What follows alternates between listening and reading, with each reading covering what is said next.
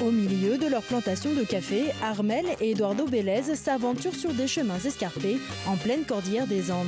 Là, on va dans les champs de café, voir les cueilleurs qui sont là ce matin. Il y a 2 ans, ils se sont lancés dans la production de variétés de café d'exception. Plus de 800 hectares pour cultiver l'un des meilleurs de la région, qui a même été primé l'an dernier. Donc c'est ce qu'on appelle la Soca.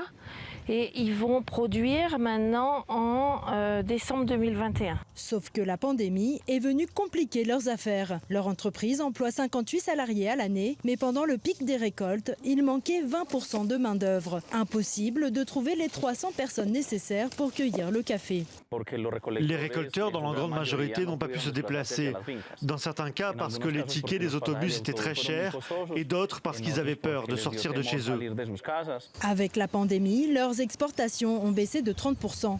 Dans cette ferme familiale, la Mandchouria, la culture du café est une tradition depuis une centaine d'années. Mais pour s'en sortir, Armel et Eduardo ont choisi de miser sur un café haut de gamme, de la culture jusqu'à la torréfaction. Ça s'est fait petit à petit parce qu'en fait, quand on a repris, on a acheté cette finca qui était dans la famille. Avant, le café se vendait à la coopérative.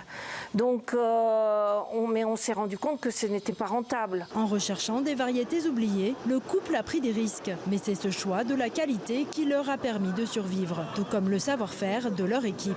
Qui fait un bon vin en France? C'est un onéologue.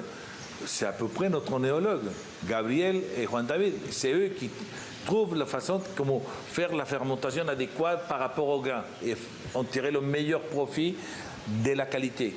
Donc les aromas, les saveurs qui vont sortir lorsqu'on va voir la tasse. Le café de la Mandchouria est exporté dans le monde entier. On le stabilise ici 3 mois avant d'être torréfié. La Colombie produit chaque année 14 millions de sacs avec de plus en plus de café d'exception.